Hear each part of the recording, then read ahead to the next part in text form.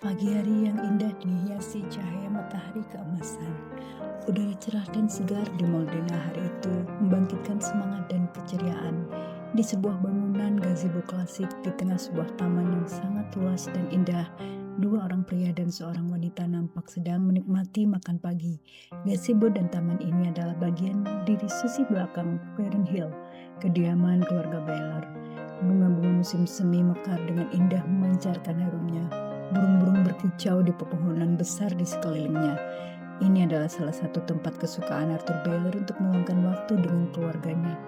Pagi itu, Arthur ditemani menikmati sarapan oleh istrinya Grace dan putranya Louis dikelilingi oleh para pelayan.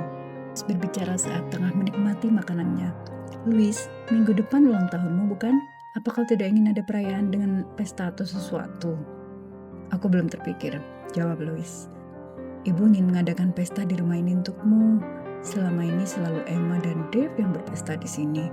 Ibunya menyebut nama keponakannya yang juga ikut tinggal bersama di Ferron Hill dan menjadi tanggungan keluarganya. Di kalangan pemuda di Moldena, kedua keponakannya itu dikenal suka berpesta. Tapi Louis sering hadir di pesta teman-temannya.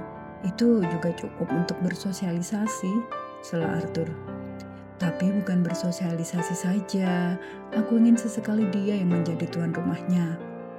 Louis masih terdiam tidak menanggapi, hanya menikmati makannya.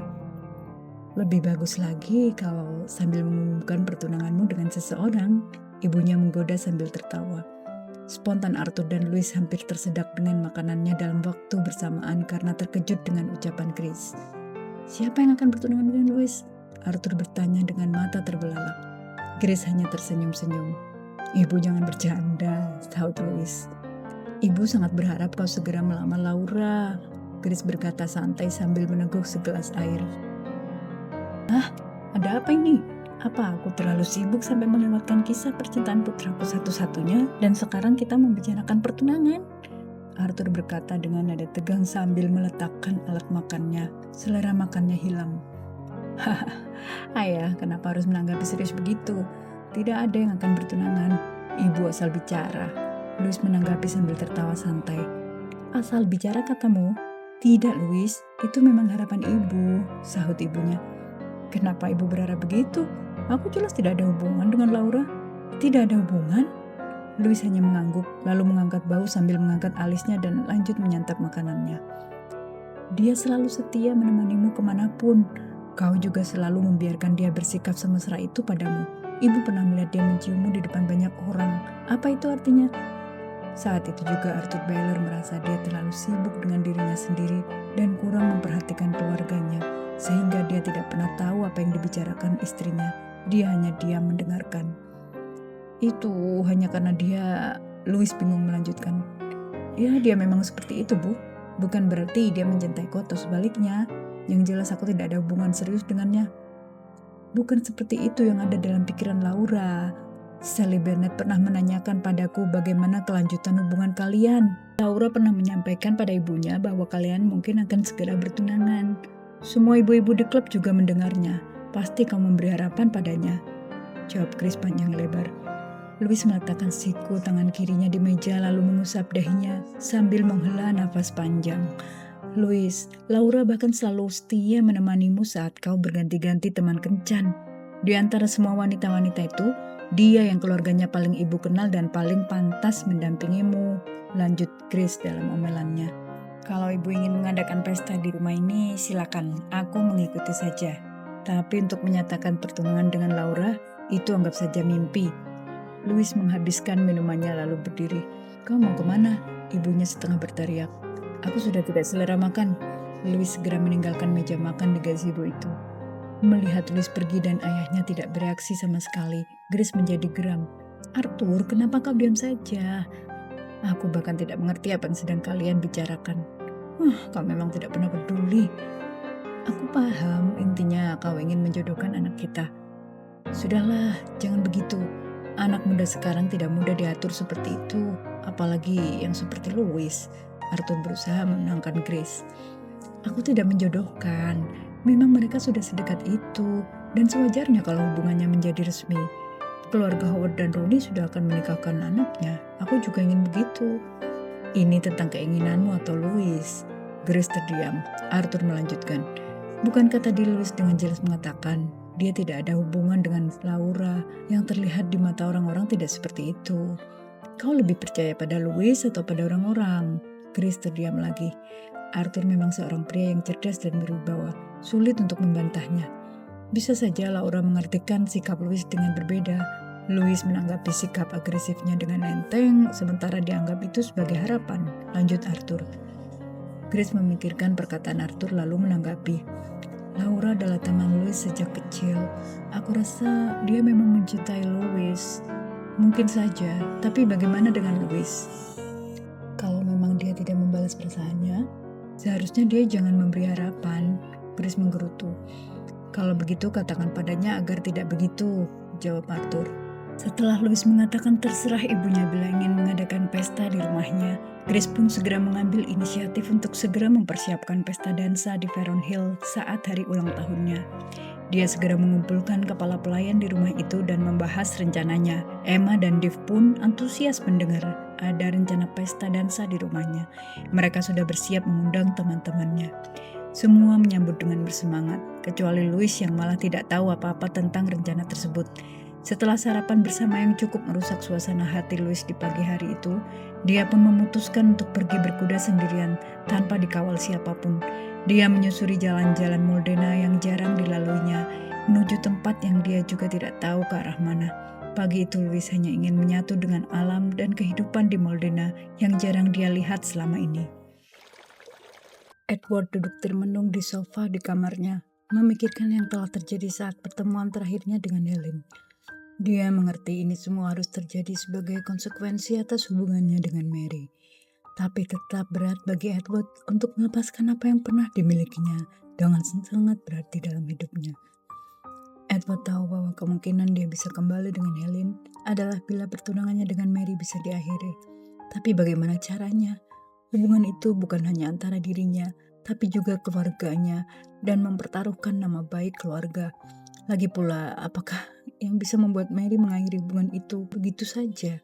Bila dia menceritakan semua dengan jujur, itu hanya akan menyakiti hati Mary dan mungkin akan ada perselisihan antara Mary dan Helen. Edward menghadapi situasi yang benar-benar rumit. Untuk memantapkan hatinya, Edward mengajak Mary bertemu dan berjalan-jalan di taman. Dia ingin mencoba dengan cara yang lebih halus untuk membuat Mary mengerti atas keraguan dalam hatinya. Ed, aku sangat menikmati saat berdua denganmu seperti ini, ucap Mary sambil menyandarkan kepalanya di bawah Edward dengan mesra. Edward terdiam. Dia bingung apa yang harus dikatakan untuk memulai pembicaraan yang ingin dia sampaikan. Karena Edward tidak menjawab apapun, Mary jadi bertanya, "Apa yang sedang kau pikirkan? Sepertinya ada sesuatu yang membanding pikiranmu." Lalu Edward mulai bicara. "Mary, aku ingin bertanya padamu." Mary menegakkan duduknya. "Ada apa?" "Mary, apakah kau yakin dengan hubungan kita ini?" "Apa maksudmu, Ed? Apakah kau sendiri tidak yakin?" Edward menggeleng. "Bukan begitu. Pasti sebentar lagi kita akan ditekan untuk menikah. Aku ingin kau yakin. Maksudku, kau adalah Mary Howard yang punya segalanya. Dan apa yang kau tidak punya?" Mary membalas. Edward bingung apa yang bisa dia katakan. "Ed, seandainya kau seorang dari keluarga biasa pun, aku akan tetap mencintaimu. Dan lihat kita berdua, kita dari kalangan yang sama, kedua orang tua kita juga mendukung." Edward hanya mengangguk. Ternyata mengatakan yang ingin dia katakan tidak semudah yang diduga. "Aku mendengar kisah tentang Bibi Julia. Dia harus tersingkirkan dari keluarga karena memilih cinta yang tidak direstui nenek. Aku bersyukur tidak harus mengalami hal itu." Hati Edward mulai tergetar mendengar Mary menyebut nama Ibu Helen. Seandainya ada yang membuat kita berpisah, bagaimana? Mary mulai memperlihatkan raut muka penuh tanya. Apa yang dimaksud Edward ini? "Ed, kalau aku harus berpisah darimu, lebih baik aku mati." Mary menjawab dengan tegas seakan ingin membuat Edward mengakhiri semua keraguannya, lalu mulai menitikkan air mata karena takut membayangkan hal itu. Edward tidak tega. Dia peluk dan menyandarkan kepala Mary ke dadanya. Saat itu juga dia berpikir sudah tidak ada jalan keluar baginya, tidak ada yang bisa dia lakukan. Edward sadar dia sudah terkunci dalam ikatan yang telah diterimanya karena keraguannya dan karena dia tidak cukup berusaha untuk menemukan cinta sejatinya. Tapi semua sesal sudah terlambat. Helen pun sudah meminta untuk mengakhiri hubungannya dan Edward merasa mungkin lebih baik dia merelakan untuk kebahagiaan Helen. Hari yang telah berlalu ada sebuah mimpi indah yang harus dia lupakan dan hari ini dia hanya bisa menghadapi kenyataan. Sementara itu di tempat lain di kediaman Bloomwood, Helen merasa beban dalam hatinya lebih ringan setelah mengucap selamat tinggal pada Edward, meskipun dia harus memendam kepedihan mendalam yang entah kapan bisa pulih. Waktu telah berjalan, bayangan masa indah yang saat ini menjadi kesedihan, suatu saat akan menjadi kenangan. Saat sedang beristirahat duduk sendiri di beranda rumah, Helen memikirkan bagaimana agar dia lebih mudah untuk melangkah dan menjalani hari-harinya. Sebagian dirinya ingin kembali ke rumahnya di Middle Row, menjalani kehidupannya seperti dulu sambil menata kepingan hatinya yang patah. Tapi dia harus tetap di Modena demi dapat menjenguk dan merawat neneknya seperti janjinya dan menemani keluarga Bloomwood yang sangat menyayanginya seperti orang tua sendiri. Tapi akan harus melihat Edward dan Mary menikah dan sering bersama, dia tidak tahu akan setegar apa hatinya nanti. Helen berbisik dalam hati. Mungkin agar aku dapat menjalani ini, aku harus mulai membuka hati pada pria lain. Lamunan Helen terbuyar saat Jenny, pelayan rumah, mendatanginya. Nona, ada surat untukmu, ucapnya sambil menyerahkan sepucuk surat pada Helen. Dan ada kiriman bunga aku taruh di meja ruang tengah, lanjut Jenny. Terima kasih Jenny. Helen menerima dan melihat pengirim surat itu, lalu berseru dengan bahagia, Erika. Lalu dia buka dan baca surat itu.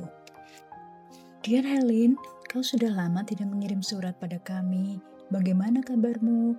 Kami selalu berharap kau baik dan sehat selalu.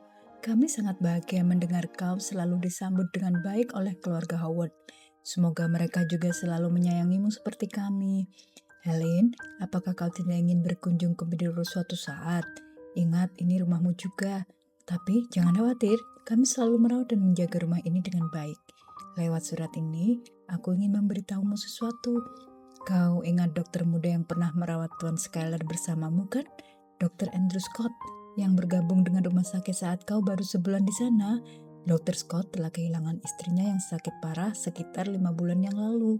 Tapi sepertinya masa berdukanya sudah selesai dan dia ingin melanjutkan hidupnya. Dia mendatangiku di rumah ini beberapa hari lalu. Dia tahu kau sudah keluar dari rumah sakit dan pindah ke Modena. Dia menanyakan alamatmu di Modena. Aku pun terkejut, Modena kan tidak dekat. Apa mungkin dia akan datang ke sana? Dia mencurahkan isi hatinya saat mendatangiku hari itu. Selama ini ternyata dia sangat perhatian dan memendam perasaan padamu, Helen. Ya, tentu dia pendam karena saat itu dia juga masih menikah.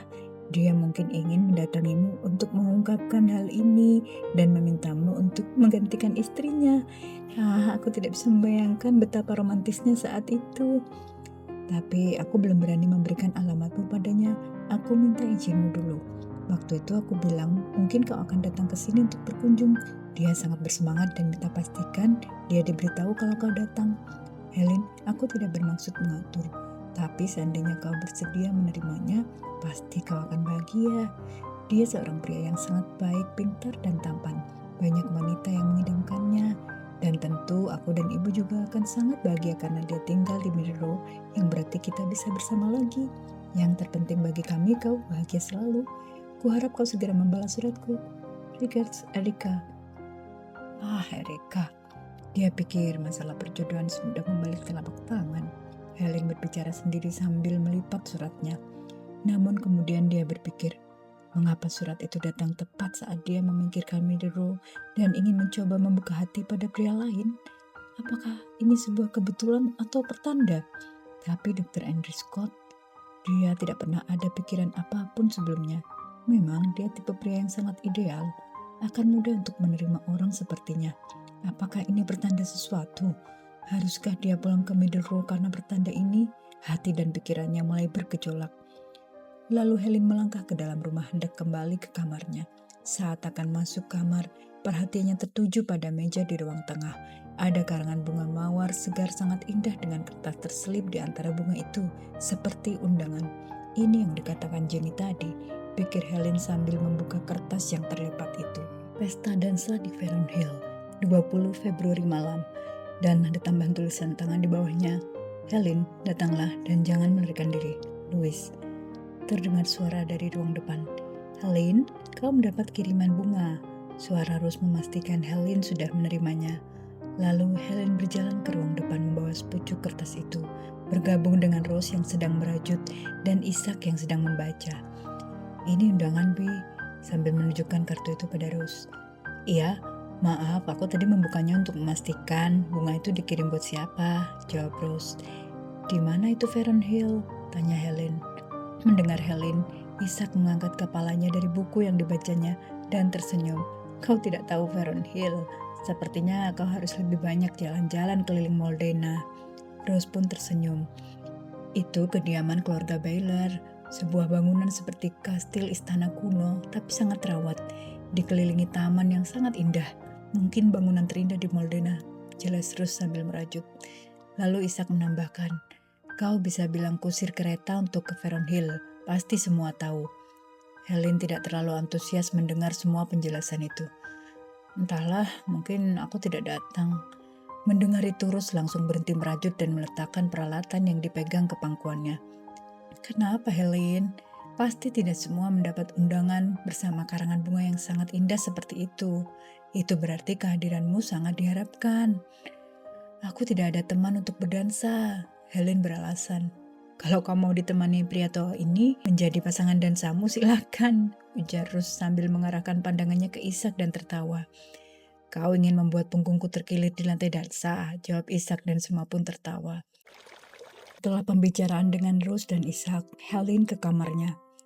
Lalu dia terdiam memikirkan undangan itu. Benarkah Louis mengirim undangan bersama bunga itu hanya untuknya seperti yang dikatakan Rose? Helen memang merasa ada perhatian tersendiri dari Louis. Bisik hati Helen, mungkinkah? Tidak, aku tidak boleh berpikir macam-macam. Helen langsung menghapus semua perasaan dan prasangka yang belum jelas. Dia mengharapkan Louis sama seperti mengulang kisahnya dengan Edward, hubungan yang hanya akan ditentang keluarga dan berakhir kecewa. Apalagi dia pernah mendengar dari Rose bahwa Louis akan bertunangan dengan Laura Bennett. Tapi aku harus hadir di pesta itu. Kalau tidak, mungkin aku dianggap tidak menghormatinya. Padahal dia sudah sangat membantu untuk desa Pineville. Kalau hadir, aku datang dengan siapa ya? Helen kebingungan harus bagaimana dengan undangan itu. Lalu terpikir olehnya untuk sekedar mengajak datang bersama satu-satunya kawan pria yang sudah dikenalnya dan menjadi teman di Moldena, Jack Brown. Sesuai saran dari Dr. Bloomwood agar Helen lebih sering berjalan-jalan di Moldena, dia pun mencoba saran itu. Untuk pertama kali dia berjalan sendiri di pusat kota Moldena di komplek pertokoan. Tujuannya menuju Hyperion Street nomor 25. Alamat yang dulu selalu dia tuliskan dalam surat yang dikirimnya. Surat-surat yang akhirnya menorehkan kisah tersendiri dalam hidupnya. Saat menemukan alamat itu, Helen memandangi dari sisi depan. Semua berawal dari sini, bisik hati Helen. Lalu dia pun memasuki alamat yang juga merupakan toko jam itu. Dia melihat seorang lelaki sedang sibuk mengerjakan perbaikan sebuah jam. Selamat sore, bisakah aku bertemu dengan Jack Brown? Lelaki itu mengalihkan pandangan dari peralatan yang sedang ditekuninya. Oh iya, dia ada di dalam. Aku akan tanyakan dulu. Lalu dia melangkah, kemudian berbalik. Anda adalah... Aku Helen Green. Lalu lelaki itu masuk ke ruangan di dalam dan tidak lama kembali. Kemudian menyusul di belakangnya Jack. Helen, Jack menyambut dengan membuka tangannya. Apa yang membawamu ke sini? Ayo masuk saja ke sini. Jack mempersilakan Helen memasuki ruangannya. Akhirnya aku tiba juga di alamat ini, ujar Helen sambil memandangi sekeliling ruangan Jack. Nampaknya usahamu berjalan dengan sangat baik ya. Ya, aku bersyukur dengan semua yang kupunya, jawab Jack. Apa kau sekedar mampir karena sedang lewat sekitar sini? Iya, tapi aku juga ada perlu denganmu. Apa ada yang bisa kubantu? Iya, aku butuh bantuanmu. Katakan saja. Apa kau menerima undangan pesta di Veron Hill? Oh, tidak, tapi aku mendengarnya. Sepertinya warga Moldena banyak yang membicarakannya, jawab Jack. Dia mengetahui pesta itu karena Brenda Battle sudah memberitahu dan mengajak untuk datang bersamanya. "Oh iya?" tanya Helen. "Iya, baru pertama ini ada pesta di rumah wali kota untuk ulang tahun putranya." Jack terhenti lalu melanjutkan. "Aku juga pernah berpesta di sana, tapi yang mengadakan keponakannya Emma yang suka hura-hura." Jack menjelaskan sambil tertawa. "Apakah sekarang banyak yang diundang?" "Aku tidak tahu pasti. Apa kau menerima undangan juga, Helen?" "Iya, karena itu aku mau minta kau menemaniku untuk menghadirinya, Jack." Jack terkejut. Dia tidak mengira akan menerima ajakan menghadiri sebuah pesta dansa dari Helen. Lalu Jack terpikir, ini akan menjadi satu strategi yang bagus juga. Dia sedang bosan dengan Brenda Butler, tapi Brenda malah sering mendesak Jack untuk segera menikahinya. Bila Jack datang dengan wanita lain, mungkin Brenda akan mulai berpikir bahwa Jack bukanlah miliknya yang bisa diatur seenaknya. Lagi pula menemani wanita seperti Helen ke pesta dansa, siapa yang menolak? "Kau yakin ingin kutemani?" tanya Jack. "Ya, sekedar menemani untuk hadir, apa salahnya? Kau satu-satunya teman lelaki yang sangat kukenal di sini." "Baiklah kalau begitu." Jack mengangguk dan tersenyum. "Terima kasih kalau begitu, Jack." Setelah berbincang beberapa saat, Helen pun keluar dari ruangan Jack. Dia mengucap terima kasih pada lelaki yang menyambutnya tadi, dan dia melihat seorang wanita baru memasuki toko. Helen hanya melempar senyum dan mengangguk saat melewati wanita itu. "Rob, siapa wanita cantik itu? Apa yang dia lakukan di ruangan Jack?" "Oh, kalau apa yang dilakukan di ruangan Jack, aku tidak tahu. Aku hanya mendengar mereka bercakap-cakap." "Kau tahu namanya?" "Tadi dia menyebut namanya Helen." Rob berusaha mengingat. "Helen Green?" "Iya, betul. Kau kenal dia, Nicole?" "Tidak." Nicole langsung teringat masalah surat-surat itu dan berpikir apa yang dilakukan Helen di sini. Tapi dia tidak berani sama sekali membahas dengan Jack karena takut mengingatkan pada kasus yang diperbuatnya dan membuat Jack marah.